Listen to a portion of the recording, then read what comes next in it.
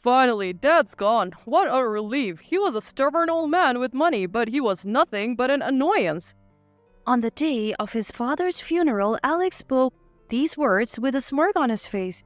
How could you say something like that? You had debts that Dad took over. Shut up. He wouldn't die and kept costing me money in hospital bills. Now I can use his money as I please. How dare you? You relied on Dad all this time. Say whatever you want. You don't have anyone on your side anymore, you good for nothing. Should just leave.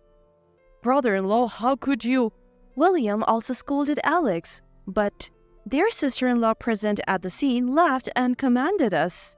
Marriage doesn't make you a family. I bet even your father-in-law wouldn't want outsiders at his funeral. You should leave immediately. Her words snapped something inside me. To insult my father? And deny my ties? These people are rotten to the core. Arguing with them any further would be pointless, and the last thing I wanted was to cause a fuss that would ruin my father's funeral. I suppressed the anger that threatened to explode. I understand.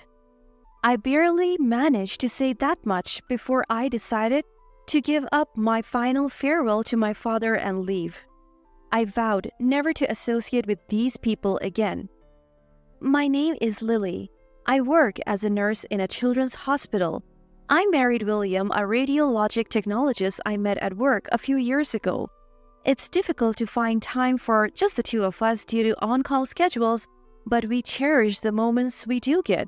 Being a radiologic technologist is a significant responsibility as imaging is crucial for diagnosing and treating patients' diseases. Handling dozens of imaging tasks every day and capturing even the smallest abnormalities come with considerable pressure. Despite the demanding job, I respect William for his hard work every day. He tells me he admires my dedication, always making time to communicate with our patients and their guardians despite my busy schedule. Once upon a time, I could hardly believe I would be of such help to others, nor did I dream that such happy days were in my future. My father worked for a major trading company. When I was a child, he often worked abroad, leaving my mother, Alex, and me to fend for ourselves at home. In that setup, my mother and Alex treated me like a servant. Didn't I tell you to clean this up? You're so useless. Hey Lily, go get me a juice now. You've got a minute. This kind of harsh language and ordering around was all too common. My mother, adoring Alex, treated me as if I was nothing but a nuisance. Seeing my mother's attitude, Alex grew up to be the type to boss me around. As a child, I tried my best to meet their expectations, but contrary to my efforts, both my mother and Alex continued to belittle me. Even when my father returned from his overseas assignment when I was in high school, their attitudes didn't change. My father tried to defend me, but my mother and Alex blamed him. I raised these two all by myself while you were gone. You didn't lift a finger to help, and now you're going to complain? Just because you're back now doesn't mean you get to play dad. We have our own dynamics here. We managed fine without you. Don't act all high and mighty. My father argued with them, but no resolution came. Then the focus of their anger shifted from my father, who provided for the family, to me. Seeing this, my father couldn't confront my mother and Alex, fearing it would make things worse for me. Despite his presence, he regretted that he couldn't change my mother and Alex's attitude, and he tearfully apologized to me. I'm sorry. But just his being there saved me. Being treated by my mother and Alex as a useless and nuisance, I lost sight of my self-worth, feeling as if I were in a dark tunnel. But then my father said to me, Lily, you're not useless. You're not a nuisance. You're our family and you're a good person who belongs here. Just these words were enough for me. Even when my mother and Alex belittled or ordered me around like before, just knowing that my father was there, my heart wouldn't darken. Then, when I was about to graduate high school, my mother told me to start working after graduation, forbidding me from going to college. All the while Alex, who barely studied, got to go to a private university and goof around. But even then, my father wouldn't stay silent when my mother tried to single-handedly crush the options for my future. My father asked me what I wanted to do and told me that I could decide my own future. Having been at the beck and call of my mother and Alex for so long, I hadn't even thought about my future. But at this point, I seriously considered what I wanted to do. I wanted to do a job where I could be of help to people, so I decided I wanted to become a nurse.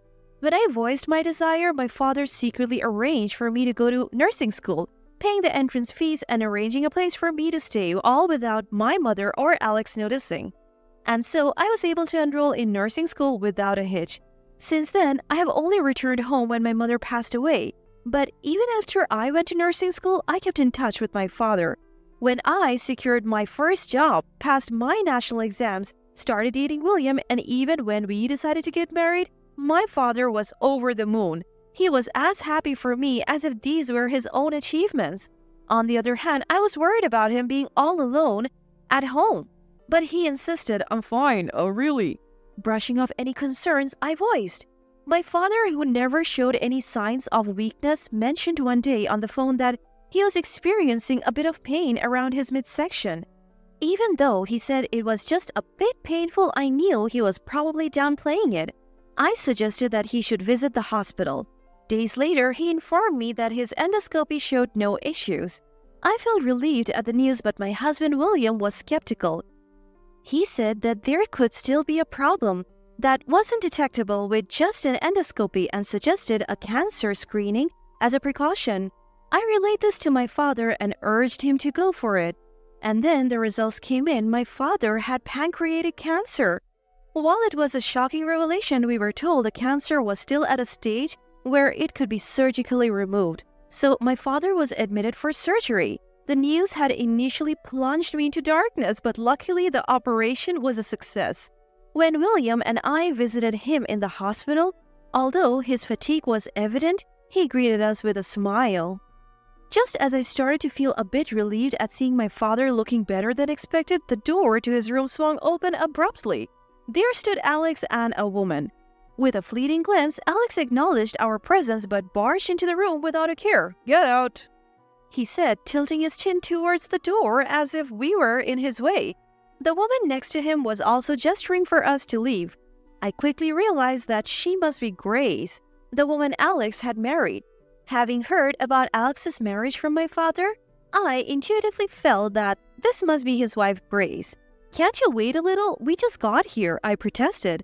But Alex just smirked disdainfully at me. Like talking to Dad is going to improve his condition. I know, but I've barely had a chance to speak with him. Brother-in-law, give us some more time, please. My husband also tries to reason with Alex, but Alex bluntly barks back at us. You're the guy who married Lily, huh? I don't care if you're a radiology tech or whatever. At the end of the day, without doctors, nurses, and techs can't do a thing, so don't get all cocky. He smirks smugly, an ugly twist in his lips. And before we even leave our seats, Alex turns to our father and starts spouting off the unbelievable. Dad, I've gotten myself into debt again. Need your help once more. What?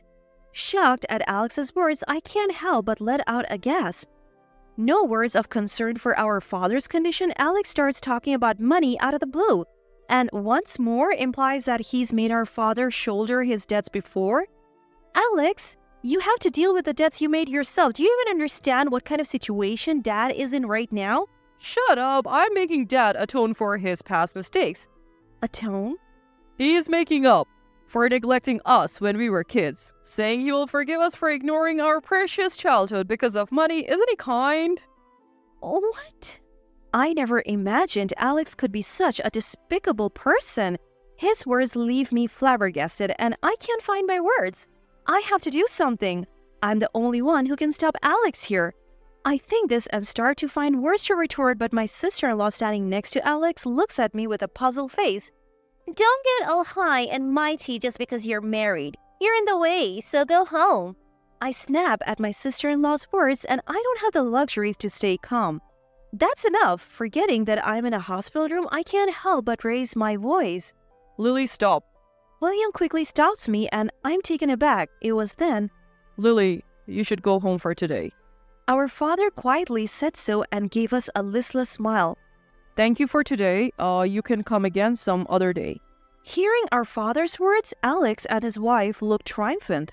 I couldn't shake off the unease of leaving father and Alex and his wife alone. However, feeling guilty about shouting in the hospital room, I felt I couldn't argue here any longer and left the hospital room. A few days passed with worry about father and Alex's relationship, and one day, my father developed complications. The shock of developing complications was immeasurable for father. Moreover, dad's mental and physical strength had dwindled as he stopped eating properly.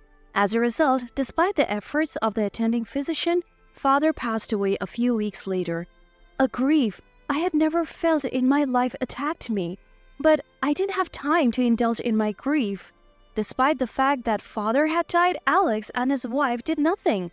Therefore, all arrangements related to the funeral were undertaken by William and me. On the day of the funeral, while greeting the attendees and waiting for the funeral to begin, Alex, oblivious that this is a funeral, grinned broadly. I feel so relieved now that Dad is finally gone. He was stubborn and only cared about money, and he was a nuisance. What? Dad took on your debt and you still speak ill of him? Shut up. His medical bills were just too much, and now I can finally use his money as I please. How could you, after all you've taken from Dad? Say whatever you want. No one's on your side anymore, so get lost. My own brother-in-law, I can't believe this. Even as William defended me, our sister-in-law smirked and gestured us away. Married into the family doesn't mean you're actually part of it. I bet even your father-in-law wouldn't want outsiders sticking around. Go home. Hearing her words, something inside me snapped. To disrespect my father and to dismiss my connection to this family? These people were beyond redemption. There was no point in arguing with them. And the last thing I wanted was to disrupt Dad's funeral with a scene. I swallowed down my boiling anger. Fine. I forced the words out and decided to leave, giving up my final farewell with Dad. I vowed never to deal with these people again. But the next day, my phone was flooded with calls from Alex and his wife. I had a hunch about what they wanted, but I ignored them all. Alex didn't care about me enough to know where I lived. If I kept ignoring him, he would give up eventually. Or so I thought, but Alex exceeded my expectations, hiring a detective to find me and showing up at my apartment. Hey, why aren't you answering your phone? We've been trying to reach you. Get out here. Do you know how much trouble we have had trying to find you? The moment they saw me, they started yelling, letting out their pent-up frustration. Before I could respond, they rattled off their grievances. Is that lawyer telling the truth that all of Dad's inheritance goes to you? That can't be right, can it? We're siblings, so the inheritance should be divided equally, right? If anything, you're the younger one, so you should get less. When I remained silent, Alex roared, Say something. It was funny how they were the ones who didn't give me a chance to speak. What the lawyer said is true. I was surprised when I found out too. No way. So you're saying you get all of Dad's $10 million? I won't accept that. Whether you accept it or not doesn't matter, Alex. This has already been decided. You think you can talk back to me? You've always been useless and you couldn't even help Dad when he needed it. You should just do as I say for the rest of your life. Alex was hell-bent on acquiring the inheritance by any means necessary, refusing to face the inconvenient reality, but his attempts were futile. After all, our father had expressly excluded Alex from the list of heirs. Whether Alex accepts it or not, it doesn't matter. This is already settled. No way. Lies? Alex, you made Dad pay off your gambling debts, calling it atonement. Plus, you used Dad's stockholder benefits without permission and sold its belongings. Also, Dad had taken measures to ensure that Alex could not inherit his property, citing insults from Alex and my sister-in-law among other reasons. What you guys did is enough to lose inheritance rights. Get it and leave. Don't ever show up in front of me again. Alex and his wife, who had been furiously screaming, seemed to finally grasp the reality as they listened to me. Proof of this was their faces turning ashen. Leaving them to their distress, I started to return to my room, but my sister-in-law pleaded with a voice similar to a scream. Wait, please share the inheritance with us.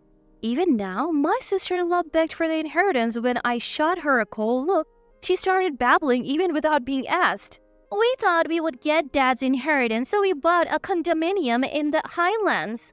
Huh? We borrowed money from a pretty risky source, thinking we could pay it back quickly. If we don't return it soon, the interest won't be a joke. Please share the inheritance with us. Apparently, not only did Alex and his wife buy a condominium in the Highlands, but after Dad passed away, they lived a life of luxury, gambling more than usual and splurging on brand goods. "That's not my problem," I said. Upon hearing this, Alex shouted in panic. You've always done what I said, right? You should just obey me. When was that? Through my job, I've met a husband with whom I can respect each other and contribute to society. I'm different from the person I was then. Don't you think you can have it your way with me forever?" As I raised my voice to match Alex, he fell to his knees on the spot and still clung to me in tears. Alex is asking for help as a family, and you should help him. My sister-in-law also raised her voice and appealed to me, but I spat out sharply. "Weren't you the one who called me a stranger after insulting Dad and denying my relationship with him? I have no obligation to help you guys anymore." What? How dare you? "If you keep loitering, I'll call the police. Are you okay with that?" At the mention of the word police, Alex and his wife disappeared from our sight as if running away. Afterwards, at the memorial service, I met relatives and heard a stream of complaints about Alex. Alex and his wife had been appalling at Dad's funeral with sloppy speeches as funeral organizers and lack of proper manners, leaving all the relatives dumbfounded. Apparently, after a lawyer told Alex he had no inheritance rights, he went around asking all the relatives to tell him where I was, but no one told him, so he had to hire a detective. But when my plans fell through, even after hiring a private investigator, Alex was reduced to begging our relatives for money, his head bowed in desperation, I heard. Still, our relatives, disgusted with Alex and his wife, refused to lend them any money. It seems they ended up fleeing somewhere without anything but the clothes on their backs to escape from their debtors. And now, months later, apparently Alex and his wife are still stuck in a loop, constantly running whenever their debtors catch up with them. I imagine his wife must be sick of such a life, but she can't make a living on her own. No doubt, she is unable to leave Alex and they must be quarreling daily. On the other hand, William and I, unable to attend my father's funeral, visit his grave once a month. Thanks to my father's support, I have been able to become a nurse, and I found William the love of my life through this career. I plan to appreciate him every day and continue to do my very best, whatever that may be.